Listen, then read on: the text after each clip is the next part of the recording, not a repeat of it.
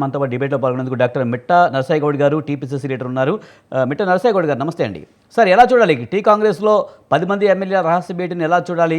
ఇది వ్యక్తిగత స్వతంత్రమే అనుకోవచ్చా? కాంగ్రెస్లో ఇది ఎప్పుడు కూడా ఉంటుందని చెప్తూ ఉంటారు కదా, అలాగే అనుకోవచ్చా? వాయిస్ క్లియర్ ఉందండి? క్లియర్ ఉందండి, క్లియర్ ఉంది. ముందుగా మీకు ప్యానెల్లో ఉన్న పెద్దలకు వ్యూవర్స్కు నమస్కారం. వాస్తవంగా ఈ సమావేశాలు జరగడం 10 మంది 5 మంది 20 మంది ఒక దగ్గర కూర్చొని మాట్లాడుకోవడం అనేది అసలు మనం చర్చించుకోవాల్సిన పెద్ద అంశం కూడా కాదు వాస్తవంగా. అది కాంగ్రెస్ పార్టీలో ముఖ్యంగా. ఎందుకంటే కాంగ్రెస్ పార్టీ అనేది స్వాతంత్ర్యాన్ని సాధించిన పార్టీ, స్వాతంత్ర్యాన్ని అనుభవించే పార్టీ, స్వాతంత్ర్యం ఇచ్చిన పార్టీ. కాబట్టి ఎవరి ఆలోచన ప్రకారం వాళ్ళు కూర్చొని మాట్లాడుకుంటారు తప్పితే దీంట్లో వాస్తవంగా ఏదో ప్రభుత్వాన్ని పడగొడదామనో లేకపోతే ఏదో వ్యతిరేకత వ్యక్తం చేద్దామన్న ఆలోచనలో ఉండే అవకాశమే లేదు, ఎట్టి పరిస్థితులు లేదు. ఎందుకంటే అలాంటివి ఎప్పుడు వస్తాయంటే వీరు ఎప్పుడైనా పోయి రాహుల్ గాంధీ గారిని కలవచ్చు, సోనియా గాంధీ గారిని కలవచ్చు, ఖర్గే గారిని కలవచ్చు, ముఖ్యమంత్రి గారిని కలవచ్చు, మంత్రులను కలవచ్చు, అధికారులను కలవచ్చు. వాళ్ళకి అడ్డంకే లేదు. వాళ్ళు ఎప్పుడైనా మీడియాతో కూడా మాట్లాడవచ్చు కదా. వీళ్ళ మీద దబావు ఉంటే, ప్రెషర్ ఉంటే, ఎక్కడ కట్టడి చేసినప్పుడు ఒకవేళ సీక్రెట్ ఎవరైనా కలిసిరంటే అదే ఏదో జరుగుతుందని అనుకోవచ్చు.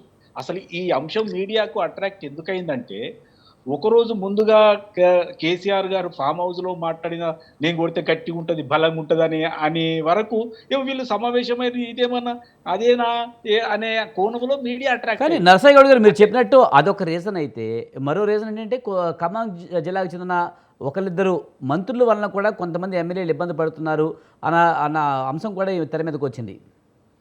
సార్, నేనేమంటున్నా, మీరు అన్నా అనకపోయినా అనుకున్న కోరికలన్నీ నెరవేరే ప్రభుత్వం ఏది కూడా ఉండదు. ఒక మంత్రి కూడా అన్ని చేసే అవకాశాలు కూడా ఉండవు. వాస్తవాలే ఇవి. నేను ఎందుకు అంటున్నా అంటే ఇది ప్రజాపాలన, ఇలా దాచుకునేది ఏమి లేదు, ఓపెన్ గా ప్రజలకు చెప్పడమే. కాబట్టి అసంతృప్తి అనేది సమావేశమైన వాళ్ళకే ఉన్నదని అనుకోవాల్సిన అవసరం లేదు. పని కాకపోయినా 4-5 సార్లు తిప్పుకున్నారే గిట్ల చేసిరని మనోళ్ళైనా అనుకుంటాం కదా. ఇప్పుడు నన్ను పిలిచి నేను పోయి 4 సార్లు కలిసినప్పుడు పని కాకపోతే అట్లా చేస్తున్నాను అనుకుంటాం కదా. కాబట్టి నేను ఏమంటున్నానంటే వాస్తవ పరిస్థితి ఏంటంటే కాంగ్రెస్ పార్టీలో, కాంగ్రెస్ పార్టీ ఎమ్మెల్యేలలో అసంతృప్తి అనేది 0 టాలరెన్స్, 0% అసలు లేదు. కేవలం ఆయన ఒక సంవత్సరం పాటు ఫామ్ హౌస్ లో ఉండి ఒక్కసారిగా నేనేదో కొడితే గట్టి కడుతుంది అనే వరకు ఇది అదేనేమో అన్న ఒక కోణంలో మీడియా తీసుకొని ఉండొచ్చు. కానీ వాస్తవంగా కాంగ్రెస్ పార్టీలో అసంతృప్తి లేదు. అక్కడ ఎవరికి కూడా ఇబ్బంది కలిగే అవకాశమే లేదు. కాకపోతే ఏంటంటే వాళ్ళ ప్రాంతంలో ఇంకేదైనా అడుగుదామని కంబైన్డ్ గా వాళ్ళందరికీ సంబంధించిన అంశాలు ఏమైనా ఉంటే మాట్లాడుకోవడానికి కానీ ఏ రకంగానైనా కలవచ్చు కదా, ఏ రకంగానైనా కలవచ్చు. కానీ ఎవరి నియోజకవర్గాల్లో సమస్యలు వాళ్ళే చెప్పవచ్చు. అందరూ కలిసి మూకుముడిగా కూర్చుని అయితే చెప్పాల్సిన అవసరం లేదు కదా. కొన్ని కామన్ పరిస్థితులు కూడా ఉంటాయి కదా. కాబట్టి ఆ రకంగా ఫ్రెండ్షిప్ లో కానీ చిన్న పార్టీ చేసుకోవడానికి కానీ మాట్లాడుకోవడానికి కానీ ఈ బిజీ వరల్డ్ లో కలవలేక ఓసారి కలిసినట్టు కానీ ఇంతనే చూడాలి తప్పితే గవర్నమెంట్కు వ్యతిరేకంగా కానీ, కాంగ్రెస్ పార్టీకి వ్యతిరేకంగా కానీ, ముఖ్యమంత్రి రేవంత్ రెడ్డి గారికి వ్యతిరేకంగా కానీ ఏదో జరుగుతుంది, ఏవో మాట్లాడుకునే అవకాశము 100% సున్నా. కాబట్టి దీంట్లో ఏందంటే తెలంగాణలోనే కాకుండా భారతదేశ వ్యాప్తంగా కాంగ్రెస్ పార్టీలో ఎవరికైనా స్వేచ్ఛ ఉంది. వారు కలిసి కూర్చోవచ్చు, కలిసి మాట్లాడుకోవచ్చు, అవసరం అనుకుంటే ప్రెషర్ చేయొచ్చు, అవసరం అనుకుంటే వాళ్ళ కోరికల చిట్టా ఇవ్వచ్చు. దీంట్లో కొత్తదనం ఏమి లేదు. ఇప్పుడు మీరు చూస్తలేరండి మీడియాలో ఒక్కొక్కరు ఒక్కొక్క రకంగా. నరసయ్య గౌడ్ గారు మీరు చెప్పినట్టుగా అంతర్గత స్వతంత్రం ఎక్కువ కాంగ్రెస్లో అని అనుకుంటే కనుక దీన్ని పెద్దగా పట్టించుకోవాల్సిన అవసరం లేకపోతే కనుక సీఎం రేవంత్ రెడ్డి అత్యవసర సమావేశం ఎందుకు పెట్టాల్సి వచ్చింది? అందుబాటులో ఉన్న మంత్రులు లేకపోతే ఎమ్మెల్యేలతో ఎందుకు మాట్లాడాల్సి వచ్చింది? ఇప్పుడు కమాండ్ కంట్రోల్లో సుదీర్ఘంగా జరుగుతున్నటువంటి మీటింగ్ గురించి కనుక మీరు ప్రస్తావిస్తే, ఈరోజు సెంట్రల్ గవర్నమెంట్ ఒక బడ్జెట్ ప్రవేశపెట్టింది, దాంట్లో గుండు సున్న పెట్టింది. దాని మీద ఎందుకంటే మనం కూడా బడ్జెట్ ప్రవేశపెట్టుకునేది ఉంది కాబట్టి మనకి ఎంత వస్తుంది కేంద్ర ప్రభుత్వం నుంచి అనేది చూసుకోవడానికి అధికారులతోటి మన రాజకీయ ఇప్పుడు మన మంత్రులతోటి కూర్చోవడం జరిగింది. అది సుదీర్ఘంగా కొనసాగుతూ ఉంది. ఈ విషయము ఆ మీటింగ్ లో చర్చకు కూడా రాలేదు. ఎందుకంటే మా వాళ్ళంతా అక్కడే ఉన్నారు కదా. ఈ విషయం పెద్ద సీరియస్ గా కానీ కనీసము యథాలాపంగా కానీ అసలు చర్చకే రాలేదు. కేవలం మనం అంటున్నగా ఇన్ని మీడియా సంస్థలలో మనది ఒకటే తీసుకున్నట్టుగా నాకు కనిపిస్తా ఉంది. ఇంకొక చర్చ ఎక్కడైనా జరిగినట్టుగా కూడా నా దృష్టికి అయితే రాలేదు. ఎందుకంటే మా అధికార ప్రతినిధులందరినీ కూడా నేను కాంటాక్ట్ అయినా, కాబట్టి ఎక్కడ కూడా లేదు.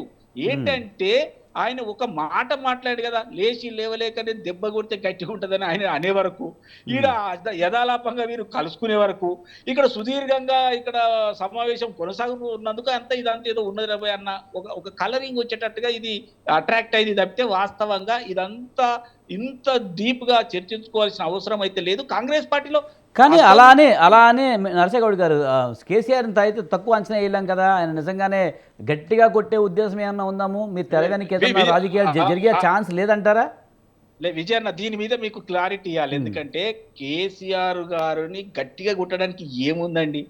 అంటే ఈయన దగ్గర పోయేవారని చేరుతారనా, లేకపోతే ఏమైనా ప్రభుత్వం ఏర్పాటు చేస్తారా? ఎక్కడ అండి ఉన్నాయే ఊడిపోయే అవకాశం ఉంది. మీకు ఇంకొక విషయం చెప్తాను. రాబోయే ఏపీటీసీ జెడ్పీటీసీ ఎన్నికలలో మినిమం ఒక 100 సీట్లన్నా డబుల్ డిజిట్ అన్నా ఎట్లా తెచ్చుకోవాలని ఆ ఉద్దేశంలో ఈ కార్యకర్తలంతా వెళ్ళిపోకుండా ఉండడానికి కొరకు నేను దెబ్బ కొడతా, గట్టి కొడతా అని ఏదో లేచి లేవలేక మాట్లాడిన మాటలను మనం సీరియస్ గా తీసుకోవాల్సిన అవసరం లేదు. వాస్తవంగానే చెప్తున్నా కదండి, పోటీ అనేది మేము 95% సీట్లు మేము కైవసం చేసుకుంటాం. మిగిలిన 5-10% ఉంటే ఆ భారతీయ జనతా పార్టీలో ఆ బీఆర్ఎస్ఎల్ ఏం కొట్లాడుకుంటారు అంతవరకే తప్పితే వాళ్ళ కేడర్ అంతా ఖచ్చితంగా గ్రామ పంచాయతీ ఎంపీటీసీ జెడ్పీటీసీ ఎన్నికలలో మొత్తము ఖాళీ అయ్యే అవకాశం ఉంది బీజేపీ బీఆర్ఎస్.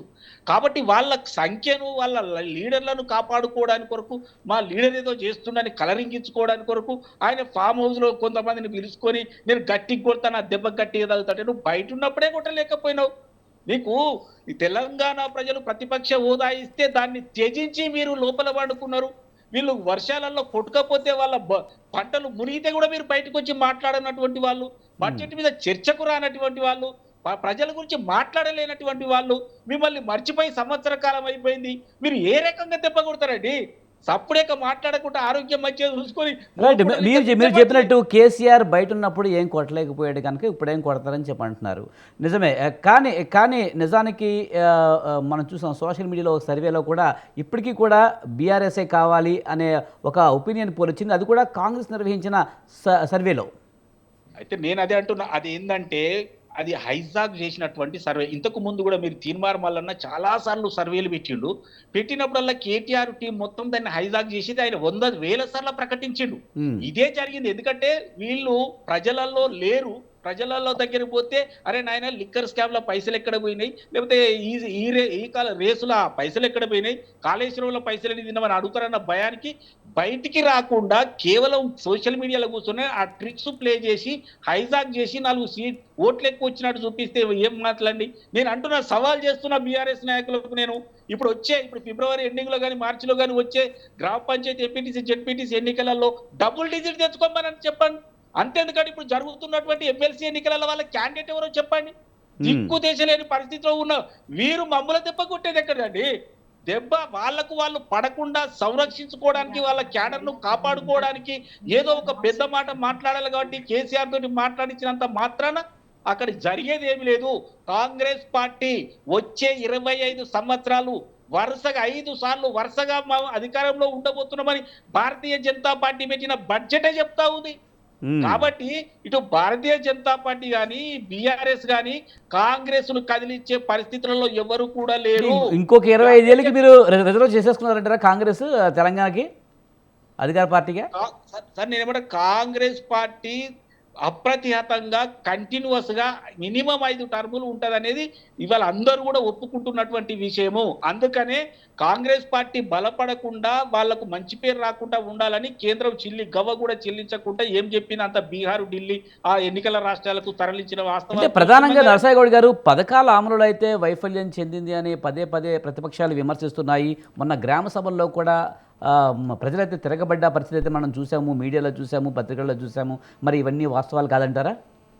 సార్ నేనేమంటా, ప్రజలు ఎక్కడ కూడా తిరగబడలేదు. కనీసం వీళ్ళు రెచ్చగొడితే కూడా రెచ్చిపోలేదు. ఎందుకంటే ఇప్పుడు 10 సంవత్సరాల కాలంలో ఒక్క రేషన్ కార్డు ఇవ్వనటువంటి బీఆర్ఎస్ చెప్తే తిరగబడతారా అండి? ఈ రోజు ఇంతమందికి రేషన్ కార్డులు ఇవ్వడానికి మేము ముందటికి వచ్చినాం. అది కూడా ఓపెన్ గా జనంలోకి వచ్చి నానా మీరు పెట్టుకొని మీరు అది అప్లికేషన్ పెట్టుకోండి ఇస్తామని చెప్పినాం. తర్వాత ఇందిరమ్మ ఇండ్లకు కూడా మేము లిస్టు కూడా చదవడం జరిగింది గ్రామ సభలలో. ఇంత స్పష్టతతోటి మేము ముందడికి పోతా ఉన్నాం. వీళ్ళు ఏదో విమర్శలు చేయాలి కాబట్టి విమర్శలు చేస్తున్నారు తప్పితే వాస్తవంగా విమర్శలు చేసే స్థాయి వాళ్ళకు లేదు. ప్రజలు కూడా వాళ్ళు ఎంబటి లేరు కదా. ఈ రోజు నేను ఇంకొక మాట చెప్పాలండి. మన పక్క రాష్ట్రంలో ఏపీ ఉంది. ఆయన సూపర్ 6 అన్నాడు. సూపర్ 6ను సూపర్ ఎత్తేసిండు ఆయన మొత్తమే. తర్వాత మోడీ గారు అన్నాడు. ఏం చెప్పిండు మొన్న? మేము 3.0 గవర్నమెంట్ వస్తే మేము ఇది పూర్తిగా వైద్యం ఫ్రీ అని చెప్పిండు. ఎక్కడ చేసిండండి? ఒకటి కూడా చేయలే. 60 సంవత్సరాలు కంప్లీట్ అయిన అన్నదాతలకు మేము ఇదేంది పెన్షన్ ఇస్తామని చెప్పిండు. ఒకటి కూడా చేయలేదు. 2022 కంప్లీట్ వరకు మేము ఈ రైతులకు వాళ్ళ ఇన్కమ్ డబుల్ చేస్తామని చెప్పిర్రు. ఎక్కడ చేసిరండి? ఒక్కటి కూడా ఏ ప్రభుత్వం చేయలేదు. నేను ఇంకొక మాట మీ దృష్టికి తీసుకొస్తా. 10 సంవత్సరాలలో బీఆర్ఎస్ గవర్నమెంట్ చేసినటువంటి రుణమాఫీ కంటే మేము 3-4 నెలల్లో చేసినటువంటి రుణమాఫీ అధికం. మేము మిత్తితో సహా మిత్తి వాళ్ళ మీద పడకుండా మేము చేసినాం.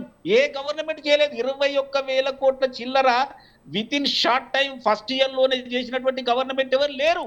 Right sir, right.